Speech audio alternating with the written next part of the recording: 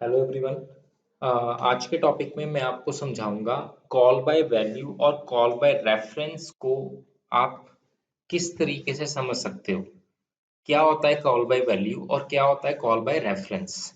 हमने फंक्शंस किए थे लाइक सी में, जिसमें अलग अलग फंक्शंस होते हैं लाइक जिसमें एक फंक्शन होता है जिसमें हम फंक्शन को कॉल करते हैं। एक प्रोग्राम है जिसमें हम फंक्शन को कॉल करते हैं। दूसरा प्रोग्राम है जिसमें हम फंक्शन को कॉल करते हैं और साथ में उसके आर्गुमेंट्स भी पास करते हैं, right.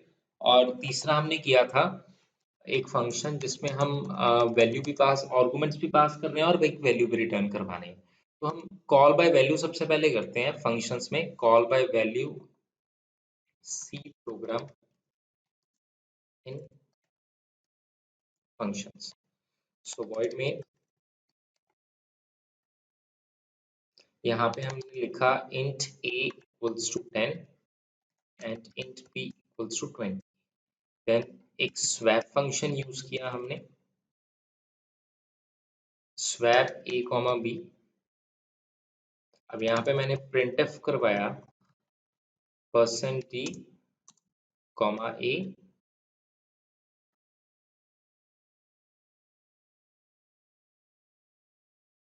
and printf %d b.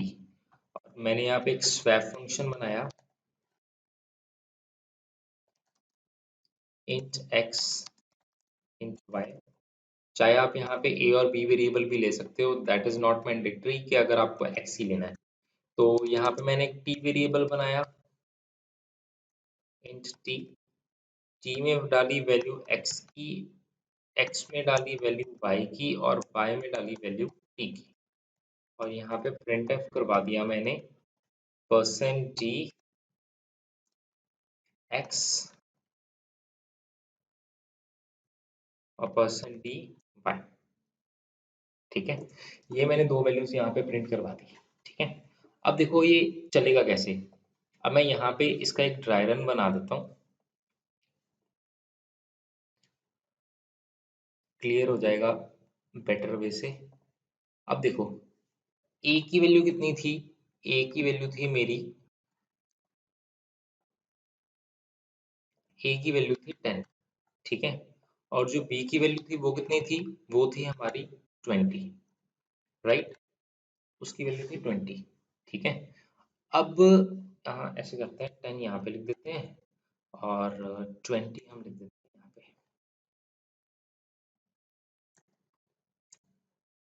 इसको बोल्ड कर देते हैं ताकि आपको क्लियर हो जाएगा अच्छे से। अब देखो a की वैल्यू कितनी थी, a की वैल्यू थी 20 और b की वैल्यू कितनी थी, b की वैल्यू थी 20। a की वैल्यू थी 10 और b की वैल्यू थी 20। तो जब मैंने यहाँ पे स्वैप फंक्शन कॉल किया और a और b को पास किया, तो यहाँ पे a की वैल्यू किस में चली गई, a की वैल्यू चली गई आपकी x में, राइट। और b की वैल्यू किस में चलेगी, b की वैल्यू चलेगी आपकी y में। ठीक है, अब जो t वेरिएबल है, मैंने एक अलग से t वेरिएबल ले लिया। ठीक है, t में मैंने क्या किया, t के बीच में मैंने x की वैल्यू को ट्रांसफर कर दिया, मींस t के बीच में 10 आ गया। क्यों 10 आ गया, बिकॉज 10 जो वैल्यू थी वो किसके पास थी, राइट नाउ x के पास थी। तो x की वैल्यू यहाँ पे किसको मिल गई, t को मिल गई। ठीक है, अब जो y की वैल्यू है वो किसके पास चल जाएगी, x के पास। y की वैल्यू 20 है, तो अब यहाँ पे x की वैल्यू कितनी हो गई, 20 हो गई। उसके बाद जो t की वैल्यू है, t की वैल्यू है 10, तो 10 वापस किस में चल जाएगा, y में चल जाएगा। तो मींस यहाँ पे y में क्या आ गया, 10 आ गया। तो यहाँ पे उसने x और y प्रिंट कर दिया, तो जो x और y है यहाँ पे x कितना हो गया 20 और y कितना हो गया यहाँ पे 10। अब देखो जैसे ये फंक्शन रिटर्न हुआ यहाँ पे, ठीक है, जैसे ही फंक्शन यहाँ पे रिटर्न हुआ, तो फंक्शन जैसे ही रिटर्न हुआ तो उसके बाद मैंने printf a और printf b करवा दिया। तो यहाँ पे a और b की एग्जैक्ट वैल्यू कितनी है, a और b की एग्जैक्ट वैल्यू है आपकी यहाँ पे 10 और 20। तो इट मींस मेरे जो फंक्शन के वेरिएबल्स हैं, ये फंक्शन के जो वेरिएबल्स हैं मेरे, इनकी वैल्यू चेंज हुई है। इनकी वैल्यू चेंज हुई है, जो मेरे ए और बी वेरिएबल्स हैं उनकी वैल्यू चेंज नहीं हुई, राइट। तो इसको आप क्या कहोगे, इसको आप कॉल बाय वैल्यू कहोगे, जिसमें आपकी एक्चुअल आर्गुमेंट्स जो कि ए और बी हैं उनकी वैल्यूज नहीं चेंज होती, जो आपके पासिंग आर्गुमेंट्स हैं मींस रिसीविंग आर्गुमेंट्स हैं जो फंक्शन के, उसमें आपकी वैल्यू चेंज हुई है, जो एक्चुअल वैल्यूज हैं वो आपकी सेम टू सेम ही। तो ये आपका था call by value C program में, ठीक है, सी लैंग्वेज में। अब मैं क्या करता हूं, अब मैं यहाँ पे कॉल बाय वैल्यू की जगह कॉल बाय रेफरेंस प्रोग्राम बनाता हूँ, ठीक है, रेफरेंस सी प्रोग्रामिंग फंक्शन। तो अब मैं यहाँ पे देखो, अब मैं यहाँ पे एम% कॉल करता हूँ, यहाँ पे एम%, यहाँ पे भी एम%, इसको एम% भेजा, यहाँ पे मैं ये कॉल बाय रेफरेंस है तो यहाँ पे भी चेंज करना पड़ेगा, यहाँ पे हमें टी दिया, टी के बीच में यहाँ पे हमें पॉइंटर वेरिएबल्स लेने पड़ेंगे। मैं इसको समझाता हूँ क्यों लेना पड़ेगा टी। तो यहाँ पे स्टार एक्स, उसके बाद star y equals to star x and star y equals to, ठीक। अब मैं समझाता हूँ इसको कैसे चलेगा ये। अब देखो ए की वैल्यू है 10 और बी की वैल्यू है 20। अब एक चीज को यहाँ पे ध्यान में रखना है कि यहाँ पे हम स्वैप फंक्शन को कॉल कर रहे हैं और यहाँ पे हम नॉर्मल ए और बी वेरिएबल्स पास नहीं कर रहे, हम यहाँ पे क्या पास कर रहे हैं, हम यहाँ पे ए और बी का एड्रेस पास कर रहे हैं, बिकॉज मैंने यहाँ पे एम% लगाया है। तो एम%, अगर आपको ये चेक करना है कि एम% से क्या होता है, ये स्टार से क्या होता है, तो मैंने एक पॉइंटर की वीडियो बना के रखी हुई है, उसको आप चेक कर सकते हो, उसमें ये कंसेप्ट आपको क्लियर हो जाएगा।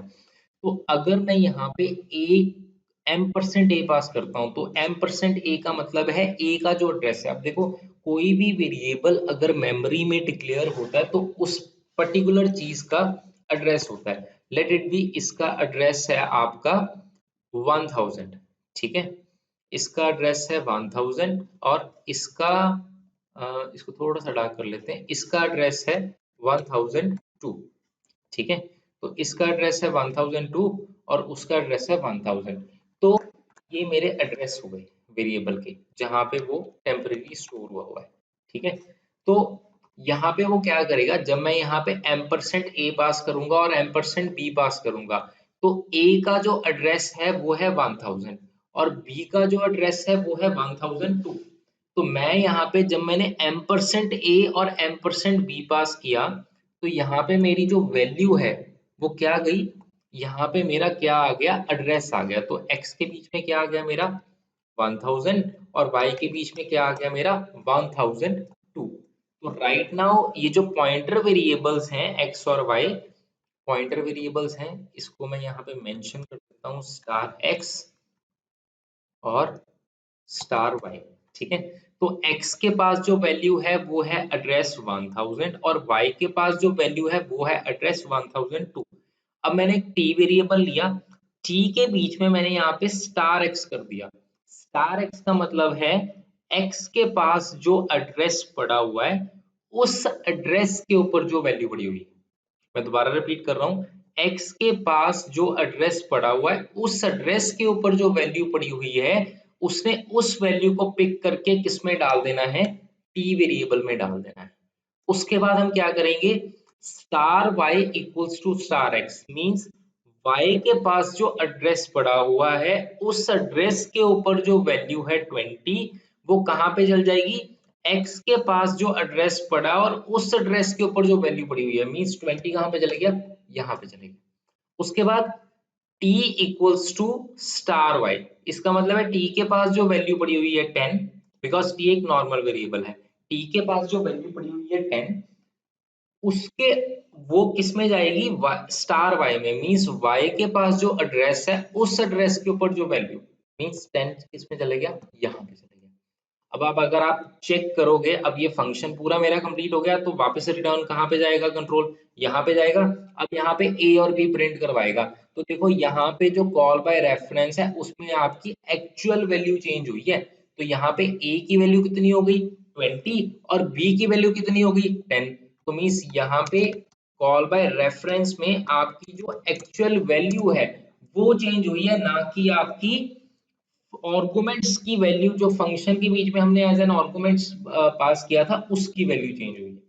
ठीक है, तो ये बेसिकली डिफरेंस है कॉल बाय वैल्यू और कॉल बाय रेफरेंस में। जो कॉल बाय वैल्यू है उसमें आपकी एक्चुअल वैल्यू चेंज होती है, और जो कॉल बाय रेफरेंस है उसमें आपकी सॉरी कॉल बाय वैल्यू में आपकी फंक्शन की वैल्यू चेंज होती है, और कॉल बाय रेफरेंस में आपकी एक्चुअल वैल्यू चेंज हो जाती है। जो आपने एक्चुअल में a और 10 और b 20 दिया हुआ है, तो ये आपकी चेंज होगी 20 और 10, ताकि आपकी फंक्शन की वैल्यू चेंज होगी, राइट। तो ये डिफरेंस है कॉल बाय वैल्यू और कॉल बाय रेफरेंस में।